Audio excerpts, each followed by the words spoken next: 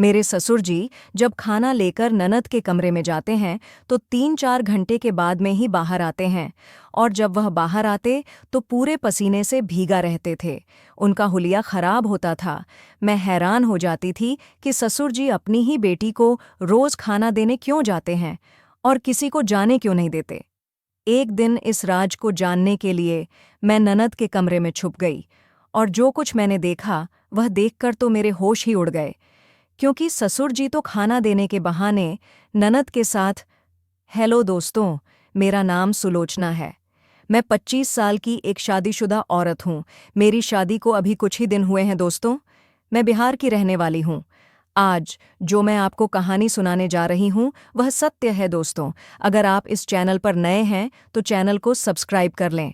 कहानी अगर अच्छी लगे तो प्लीज़ लाइक और कमेंट करना ना भूलें। तो कहानी को शुरू करते हैं। मेरी शादी एक बहुत बड़े बिजनेसमैन के साथ हुई थी। हमें बताया गया था कि मेरी एक ननद है जो बहुत बीमार है और वह केवल अपने कमरे तक ही सीमित रहती है। लेकिन हमें इस बात की जानकारी नहीं दी गई थी कि इस बहन के साथ और भी कुछ मसले हैं। जब से मैं इस घर में शादी करके आई हूँ, बहुत से अजीब हरकतें देख चुकी हूँ।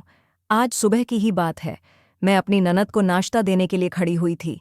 रोज़ाना मेरे ससुर जी तीनों वक्त का खाना देने के लिए जाते थे। जैसे ही मैं अपनी ननद के कमरे की तरह चली, मेरे ससुर अचानक गुस्से से चिल्ला पड़े।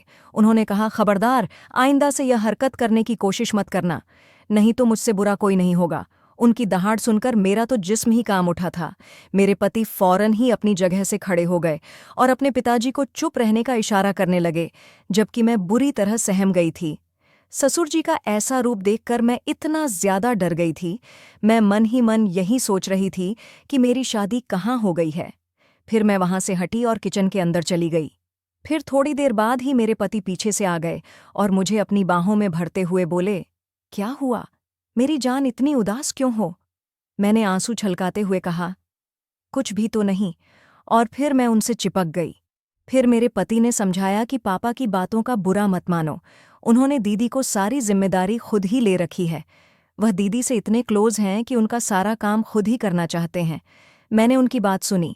फिर मैं काम करने लगी। फिर यही सब कुछ दिनों तक चलता रहा। फिर एक दिन बहुत जोरों से किसी के चीखने की आवाज़ें आ रही थीं, तो मैंने सुना और इग्नोर कर दिया।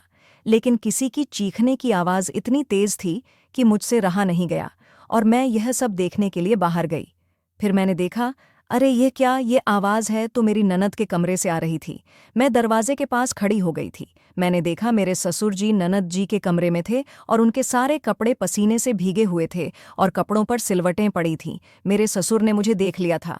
वह बोले, अरे बहू, तुम यहाँ क्या कर रही हो? कुछ चाहिए था क्या?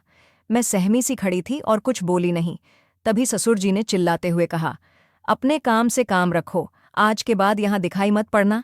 मैं छोटा सा मुंह बनाकर फिर वहां से चली आई और मैंने सोचा कि यह सब मैं अपने पति को जरूर बताऊंगी। लेकिन वह तो उस समय ऑफिस में थे। मेरे मन में अजीब अजीब से ख्याल आ रहे थे अपने ससुर को लेकर, लेकिन बगैर देखे कुछ कहना गलत था। मेरे पति जब रात को ऑफिस से आए तो उनके साथ मेरा देवर भी आया था। मौका देखते ही मैंने अपने पति को कमरे में बुलाया। मेरे पति ने बड़े ही रोमांटिक मूड में कहा, क्या है मेरी जान, मेरे दिल की धड़कन, तू मेरी तमन्ना। इतना कहते कहते उन्होंने मुझे बाहों में भर लिया। फिर मैंने जब उनको सारी बात बताई कि ससुर जी ननद जी के साथ कुछ गलत करते हैं, ससुर जी ननद जी के कमरे में जाते हैं और वहां 2-3 घंटों तक ननद जी के साथ रहते हैं, बस इतना सुनते ही मेरे पति ने मुझे जोरदार थप्पड़ मारा। मेरा गाल सुन्न पड़ गया और मैं जमीन पर गिर पड़ी।